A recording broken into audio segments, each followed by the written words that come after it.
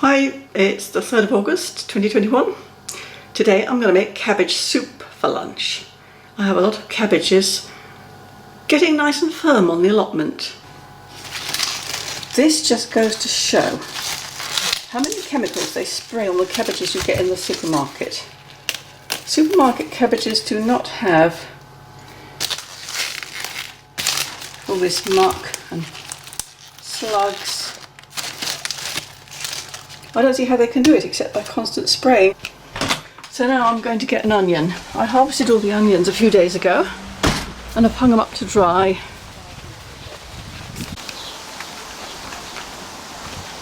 This is my little onion drying area. A medium-sized one is what I want. That'll do. I've gone back to the olden days and I'm using dripping for frying things.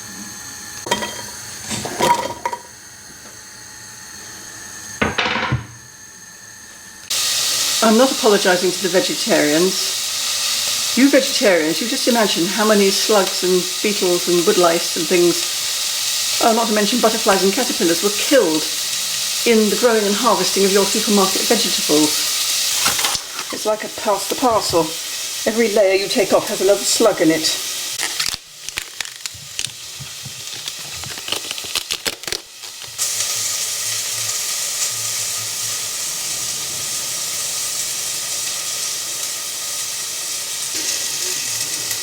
So I've sliced some cabbage. The inner bits are okay. Towards the edges it's a little bit mildewy.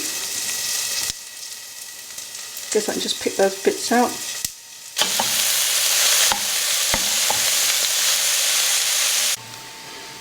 So here are some of the little potatoes from the allotment. I guess if you were a farmer and you had to be commercial, you'd have no way to sell little things like this, would you? Or maybe as new potatoes, I don't know. I'm just cooking them up in a separate pan. You can't sweat potatoes for soup because they just stick to the bottom of the pan. You have to do them in water, really. Now really, to make soup I should have proper chicken stock. I should have had an old cockerel in the yard that I'd wrung the neck of and plucked and eviscerated and so on. But I haven't got any, so I'm having to resort to stock cubes. See what it says? Creating a sustainable food future for you and the planet. The problem I have with this sustainable food future is that it involves factory farming chickens. I'm pretty sure they don't use free-range chickens for their stock cubes, and this is a quandary for me because I always try to avoid buying chickens that seem to have been kept in crates. And you can't always. You see, even if I religiously avoided buying meat for myself or meat products that had been factory farmed, I know full well that the meat I buy for the dog is definitely factory farmed. It's like you're forced into double standards against your better judgment. In the old days, people would go to the butcher and get the leftover bits of guts and, I don't know, things that people didn't want to eat, and they'd boil them up and give them to their dogs. Cow stomachs, tripe, that sort of thing. Nowadays, you get it all sanitised and packaged and nobody sees where these things go. When did you last see chicken feet for sale? I saw somebody the other day making chicken stock out of chicken feet. Well, that's all well and good, but if you can't go to your butcher, your free-range butcher, and buy your free-range chicken feet to make your stock, what do you do? It's my first tomato. Slugs have already had their share, woodlice probably. But for the purposes of soup, it's fine to just chop up a manky tomato like that and just throw away all the little bits. When I say throw away, of course I mean add to the compost. I'm well aware how lucky I am actually to be able to live in a house with a garden and to put all my vegetable waste in the compost bin. It must be dreadful to live in a flat and not have that ability.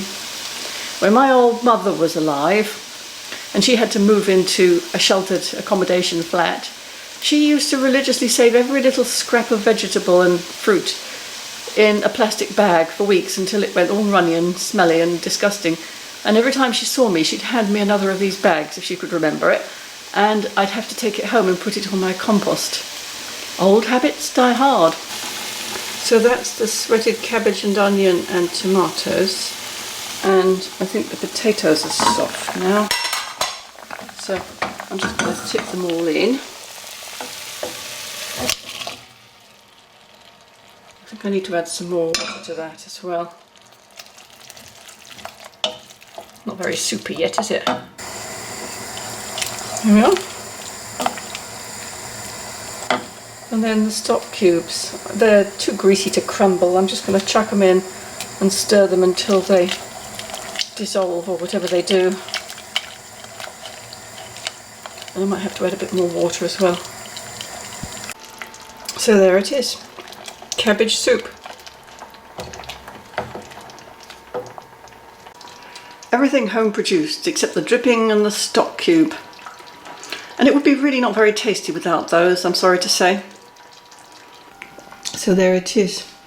I noticed there's still a little bit of this black mouldy stuff on it. I don't suppose it'll kill us though.